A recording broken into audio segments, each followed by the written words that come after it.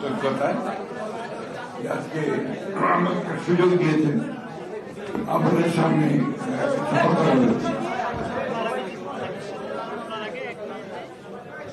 যে আমি ব্যক্তিগতভাবে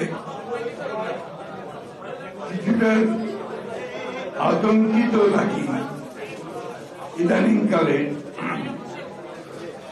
প্রেসের সামনে কথা বলছি। কারণ হচ্ছে কোন প্রেস আমার কথাগুলোকে কিভাবে নেবে, তারপর সেটা কিভাবে তারা ছাপবে, অথবা সোশ্যাল মিডিয়ায় সেটাকে কিভাবে প্রেজেন্ট করবে, এটা আমাদের জন্য যারা আমরা রাজনীতি করি আমাদের জন্য সত্যি একটা চিন্তার বিষয়।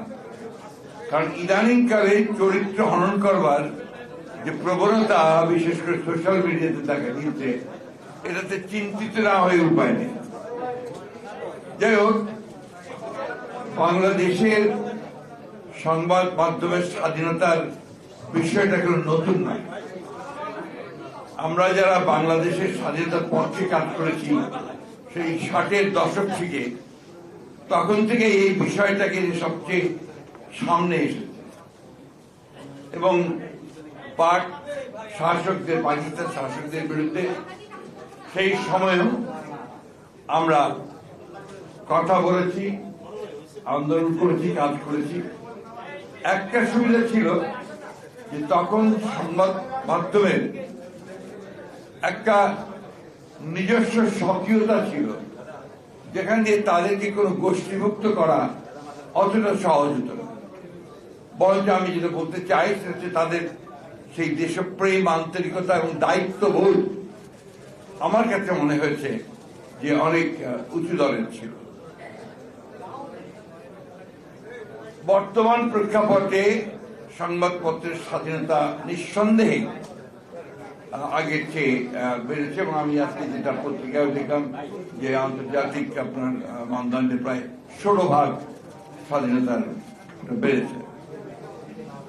সমস্যাটা দেখা যায় তখনই যখন দেখি আমরা যে কোনো সংবাদ মাধ্যম গোষ্ঠী বলবো আজকাল, কারণ কিন্তু গোষ্ঠী হয়ে গেছে, তা আরেকটা গোষ্ঠীকে আক্রমণ করে এবং বিভিন্নভাবে আক্রমণ করে। কোনো জায়গায় যাকে দেখা যায় যে কোনো রাজনৈতিক গোষ্ঠীও সেটার সঙ্গে যুক্ত হয় এবং বিভিন্ন রকম রাজনৈতিক কর্মসূচিও প্রদান করে। আমি জানি না যে একটা গণতান্ত্রিক সমাজে, একটা মুক্ত সমাজে এটা কতটুকু গণতন্ত্রকে শক্তিশালী করতে সাহায্য করে। আমরা তো পুরনো মানুষ, আমরা গণতন্ত্র বলতে বুঝি যে সকল মানুষের কথা বলার স্বাধীনতা, তার ভোট দেওয়ার স্বাধীনতা, সে নিজে একটা চিন্তায় বিশ্বাস করে সেটার স্বাধীনতা, একই সঙ্গে অন্যের যে চিন্তা করার স্বাধীনতা সেটাকেও সে সমানভাবে মর্যাদা দেয় এবং সহনশীল থাকে। আমরা বুঝি যে সংবাদপত্রের স্বাধীনতা, সংবাদপত্র যা বলতে চাইবে, মাধ্যম যা বলতে চাইবে সেটাকে গ্রহণ করা বা পছন্দ না হলে সেটা সম্পর্কে কথা বলা সব ঠিক আছে, কিন্তু সেই সংবাদ প্রতিষ্ঠানকে গুড়িয়ে দেওয়া, তার প্রতি আপনার মব জাস্টিস প্রয়োগ করার চেষ্টা করা, এগুলোকে অবশ্য আমরা আমাদের সেই পুরনো মানুষেরা আমরা গণতন্ত্রের মানদণ্ড হিসেবে দেখতে পাই না। এখন আমাদের কাছে 1971 সালের স্বাধীনতা যুদ্ধ একটা বিশাল ব্যাপার, ওটাকে কেন্দ্র করে আবর্তিত হয় আমাদের চিন্তা। এই জন্যে যে আমরা সেটার জন্য লড়াই করেছি, যুদ্ধ করেছি, প্রাণ দিয়েছি, দীর্ঘ 9টা মাস আপনার অবিশ্বাস্য রকমের কষ্টর মধ্যে দিয়ে পার করেছে। তাই সেই জায়গাটাতে আমরা কিন্তু কোনো আপোষ করতে চাই না। এটাকে অনেকে পছন্দ করতে পারেন, নাও করতে পারেন, তাতে কিন্তু আমি ব্যক্তিগত এবং আমরা এটাকে কিছু মনে করি না, কারণ দ্যাট ইজ মাই বেসিস, ওটাই আমার মূল ভিত্তি। এরপরে আমরা বহু আন্দোলন করেছি, সংগ্রাম করেছি, লড়াই করেছি। আর বিএনপি হিসাবে আমি একটা কথা খুব জোর দিয়ে বলতে চাই যে আমার দলই তো প্রথম যারা সংবাদপত্রের স্বাধীনতাকে ওপেন করেছিল 1975 সালে। তার আগে একদলীয় শাসন ব্যবস্থা বাকশাল হয়েছিল, সব সংবাদপত্র বন্ধ করে দেওয়া হয়েছিল। এই কথাটা কিন্তু কেউ আলোচনা করেননি আজকে। 4টি সংবাদপত্র ছাড়া সমস্ত রাজনৈতিক দলকে আপনার যেমন নিষিদ্ধ করা হয়েছিল, সংবাদপত্রগুলোকে নিষিদ্ধ করে দেওয়া হয়েছিল। বিএনপি প্রেসিডেন্ট জিয়া রহমান সাহেব যখন দায়িত্বে আসলেন, তিনি যে সংবাদ মাধ্যমগুলোকে চালু করেছেন, স্বাধীনতা দিয়েছেন। আমরা বলি না যে আমরা একেবারেই আপনার ধোয়া তুলসী পাতা, কিন্তু এই কথা নিঃসন্দেহে বলতে পারি যে আমরা নিঃসন্দেহে সংবাদপত্রের স্বাধীনতার জন্য অনেক বেশি কাজ করেছি। আজকের যে আকাশ আপনার মাধ্যম, এটা কিন্তু আমাদের দ্বারে শুরু করা, এবং অনেকগুলো মিডিয়া আছে যেগুলো আমাদের সময় তৈরি করা। আমাদের সঙ্গে সংবাদপত্রের এবং সংবাদ কর্মীর যে আপনার নির্যাতন, নিপীড়ন, এটা তুলনামূলকভাবে নিঃসন্দেহে অনেক কম হয়েছে আপনারা যদি সেটা দেখেন। এবং আমরা এখন পর্যন্ত যেটা বিশ্বাস করি, আজকেও আমাদের দলের চেয়ারপারসনের একটা স্টেটমেন্ট বেরিয়েছে, আমি মনে করি এটা মুক্ত সংবাদ মাধ্যমের স্বাধীনতা চর্চার জন্য অত্যন্ত শক্তিশালী একটি ভূমিকা রাখবে। আমি বক্তব্য দীর্ঘ করবো না। আমরা একটা ট্রানজিশনাল পিরিয়ডে আছি, অনেক রকম ঘটনা চলছে, অনেক রকম টানা হেঁচড়া চলছে। তবে একটা কথা কি, যে গণতন্ত্র যদি আমরা সত্যিকার অর্থেই প্রতিষ্ঠা করতে চাই, তাহলে একটা গণতান্ত্রিক সমাজ গড়ে তুলতে হবে, চিন্তা ভাবনাগুলোকে গণতান্ত্রিক করতে হবে। আমি মনের মধ্যে চিন্তা করবো যে আমি যা বলবো সেটাই সঠিক, তাহলে সেটি কিভাবে আমরা গণতন্ত্রকে চর্চা করতে আমি সক্ষম হব না। একইভাবে সংবাদ মাধ্যমগুলোকে তারা আমার কথা বললে ঠিক আছে আর আমার কথা বললে ঠিক নেই, এই চিন্তা ভাবনাও কিন্তু আমার গণতান্ত্রিক যে চর্চা সেটাকে শক্তিশালী করবে না। সংকটটা কোথায়? সংকট যে গণতন্ত্রই তো নেই। 15 বছর ধরে তো লড়াই করলাম সেই জন্যে, গণতন্ত্রের উত্তরণের জন্য। 24শে জুলাইয়ে ছাত্র জনতার উত্থানের মধ্য দিয়ে my hats off to the student leaders, তাদের জন্য সম্ভব হয়েছে একটা ফ্যাসিস্ট রুলারকে, রেজিমকে সরিয়ে একটা সুযোগ সৃষ্টি করার, যে সুযোগে আমরা একটা গণতান্ত্রিক ব্যবস্থা শুরু করতে পারি। পোটেনশিয়ালটা দেখা দিয়েছে, সম্ভাবনাটা দেখা দিয়েছে। রাতারাতি হয় না, গণতন্ত্র প্র্যাকটিসের জিনিস, ওটাকে চর্চা করতে হয়। যেমন আপনার একটা গাছকে যখন বড় করতে হয়, তাকে নিয়মিত পানি দিতে হয়, চর্চা করতে হয়। সেইভাবে আমি হঠাৎ করে বললাম যে গণতন্ত্রকে আমি করে ফেললাম, সেই গণতন্ত্র হয় না। আরেকটা কথা, গণতন্ত্র হয় না, এটাই করতে হবে, এটা ছাড়া অন্য কোনো কিছু হবে না। এই যে মানসিকতা, এই মানসিকতা কিন্তু আমাকে গণতন্ত্রকে চর্চা করতে দেবে না। আরেকটা জিনিস সবচেয়ে বড়, জনগণের উপরে আস্থা রাখতে হবে, তার চিন্তা ভাবনা, তার রায়, তার মত, তার উপরে আস্থা রাখতে হবে। আমার বাবা তিনি কিন্তু মুসলিম লীগ করতেন, আপনি জানেন অনেকেই, কিন্তু চিন্তায় ভাবনার কথাবার্তায় অনেক তখনকার দিনের তুলনায় অনেক আধুনিক ছিলেন। তিনি সংস্কৃত পড়েছেন তাদের সময়, পার্সিও পড়েছেন।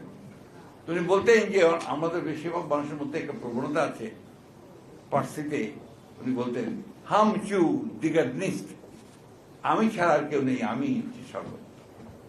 আর সংস্কৃতে আছে এক মেব দ্বিতীয়, আমি হচ্ছে একমাত্র। এই যে আমি চিন্তাটা, এখান থেকে বেরিয়ে আসা দরকার গণতন্ত্রে, এবং আমাদের সংবাদ মাধ্যমের এই চর্চাটাও সবচেয়ে বেশি করা দরকার। কোন কোন সংবাদ মাধ্যম আছেন ভাবছেন তারাই যা বলছেন ওটাই সঠিক, ওটার বাইরে কেউ বলতে গেলে তিনি হয়ে যাচ্ছেন ফ্যাসিস্টের দোষর, অথবা ভারতীয় দোষর, অথবা আওয়ামী লীগের দোষর। অলরেডি ইতিমধ্যে আমার সেই বদনাম শুরু হয়েছে, এটা আপনারা খুব ভালো করে জানেন সবাই। কথা ওই জন্যই বলছি, দুর্ভাগ্যজনক, কষ্টকর। আমরা জ্ঞানত কখনো দেশের বিরুদ্ধে, জাতির বিরুদ্ধে কখনো কাজ করার কথা চিন্তা করি না। এখন এই দেশে কিছু মানুষ আছে যারা ওই চিন্তাটা করে। তো যখন সেটাকে আপনার ভিন্নভাবে এতটুকু আমি যা বললাম, যে কথা কিছু আগে বললাম যে আমার কথা বলতে ভয় হয় জন্য যে আমার এতটুকু কথা একটু কাট করে রেখে দিয়ে কাটপিস দিয়ে আর বাকিটা ছেড়ে দিল, বাস আমি আপনার ভারতীয় দোষর হয়ে গেলাম। এই কথাটা বলা উচিত না আমার, কিন্তু বলতে বাধ্য হচ্ছে আমি। এই ঘটনাগুলো ঘটছে, এই ঘটনাগুলো যেন না ঘটে সেই জন্য আমাদেরকে সজাগ হওয়া উচিত, সতর্ক হওয়া উচিত। আর বিশেষ করে আমরা যারা সত্যিকার অর্থেই বাংলাদেশকে একটা গণতান্ত্রিক রাষ্ট্রে দেখতে চাই, পুনরায় দেখতে চাই, তাদের আমাদের দায়িত্বটা অনেক বেশি। একই সঙ্গে যারা নতুন করে আমি যারা ইয়াং জেনারেশন আসছে, আমি অত্যন্ত আনন্দিত এবং আপনার বলা যেতে পারে আশাবাদী। ইয়াং ব্লাড ছাড়া তো কোনো কিছু এগোয় না। এই ইয়াংরা যখন আসছেন তখন ওই বিষয়টা তাদের মাথায় রাখাটা ভেরি সরি মনে করতে হবে, এই বিষয়টা তাদের মাথায় রাখা খুব জরুরি বলে মনে করি। তা না হলে তাদের যে ত্যাগ, হাজার হাজার ছেলে শিশু প্রাণ দিল, এই যে 15 বছর ধরে প্রায় 60 লক্ষ মানুষ নির্যাতনে ভুগলো গণতন্ত্রের জন্য, সেই পুরো বিষয়টাই কিন্তু আপনার একেবারে ম্লান হয়ে যাবে, ব্যর্থ হয়ে যাবে। আমি আপনাদেরকে একটু নিশ্চয়তা দিতে পারি, আমাদের মতি ভাই তো আমাদের দুজন, একজন হচ্ছেন প্রথম আলো আর একজন হচ্ছেন তোমার জীবন। মতি ভাইয়ের যে কথায় যে আমাদেরকে আপনার বলতে হবে, আমরা নির্বিধায় তো দৃঢ়চিত্তে স্পষ্ট করে বলতে পারি, আমরা বরাবরই সংবাদপত্রের স্বাধীনতার পক্ষে ছিলাম, আছি এবং ভবিষ্যতে থাকবো। সে গভর্নমেন্টে থাকি আর না থাকি, যেখানেই থাকি, এই ব্যাপারে আপনাদেরকে আমরা নিশ্চয়তা দিতে পারি। এবং আপনাদের প্রতি অতীতে এই যে নির্যাতন হয়েছে, নিপীড়ন হয়েছে, আপনাদের আইন কানুনগুলোর যে পুরোপুরি ফ্যাসিবাদী চরিত্র দেওয়া হয়েছে, এগুলোর বিরুদ্ধে কিন্তু আমরা লড়াই করেছি, আমরা লড়াই করে চলেছি, এখনো করছি। এবং খুব স্পষ্ট ভাষায়, দৃঢ় ভাষায় আবার বলতে চাই, আমরা কখনোই অন্যায়ভাবে অন্যের মতকে চাপিয়ে দেওয়া যে ব্যাপারটা আছে, সেটাকে আমরা সমর্থন করব না। আমরা আরেকজনের মতের স্বাধীনতাকে নিশ্চয়ই সেটাকে আমরা দৃঢ়ভাবে আমরা সেটাকে সমর্থন দেব। আমি তার সঙ্গে একটি নাও করতে পারি, করি না হয়তো, কিন্তু সেটাকে আমি আপলোড করার চেষ্টা করব। এটাই আমাদের চিন্তা, এটাই আমাদের ভাবনা। একটা বিষয় আমি আপনাদেরকে নিশ্চয়তা দিতে পারি যে আমরা সংবাদপত্রের স্বাধীনতা, এটা আমাদের অন্যতম, আমরা দেখেন 31 দফার মধ্যে এটা আমাদের আছে, 27 দফার মধ্যে ছিল, তারও আগে ছিল, 2016 ছিল সংস্কারের। আমাদের মধ্যে তো একটা প্রচারণা চালা হয় যে আমরা কি সংস্কারের বিরুদ্ধে, প্রায় বলা হয় যে সংস্কার, আমরা নির্বাচন চাই। অর্থাৎ সংস্কার বিষয়টাই শুরু হয়েছে আমাদের দ্বারা। আমরাই আপনার একদলীয় শাসন ব্যবস্থা থেকে বহুদলীয় শাসন ব্যবস্থায় গেছি, আমরাই আপনার পার্লামেন্টারি ফর্ম অফ গভর্নমেন্টে গেছি প্রেসিডেন্ট ফর্ম অফ গভর্নমেন্ট থেকে। আমরা আমাদের অনেক আপত্তি সত্ত্বেও আমরা কেয়ারটেকার গভর্নমেন্টকে আমরা সংবিধানে নিয়ে এসেছি। এগুলো বাস্তবতা। তো শুধু ওই বাস্তবতা থেকে অযথা আমাদেরকে আবার আপনার প্রশ্নবিদ্ধ করে অন্য পথে দেখানোর চেষ্টা করা, এটার পেছনে কিছু রাজনৈতিক উদ্দেশ্য থাকতে পারে। তবে আমরা আপনাকে নিশ্চিত করতে পারি যে আমরা সংবাদপত্রের স্বাধীনতায় বিশ্বাস করি, শুধু নয়, এটা আমাদের বিশ্বাস, আস্থা, এবং এটাকে আমরা যদি কখনো আমরা সুযোগ পাই সরকারিভাবে, সেখানেও আমরা এটাকে এস্টাবলিশ করবো, না পেলে বিরোধী থাকলে সেখানেও আমরা সেটাকে এস্টাবলিশ করার জন্য আমরা লড়াই সংগ্রাম আমাদের চালিয়ে দেব। আমি আবারও সবাইকে ধন্যবাদ জানিয়ে আমার বক্তব্য শেষ করছি। আসসালামু আলাইকুম। ধন্যবাদ। অনুষ্ঠানের প্রায় শেষ পর্যায়ে চলে এসেছি। আমরা এখন 1 মিনিট একটু ছবি তোলার সময় নিব। মঞ্চে আছেন প্রথম আলো সম্পাদক মতিউর রহমান, সমকালের সম্পাদক শায়েখ মোহাম্মদ আলী, তাদেরকে একটু আসবো যে ছবি তোলার সময় যদি তারা একটু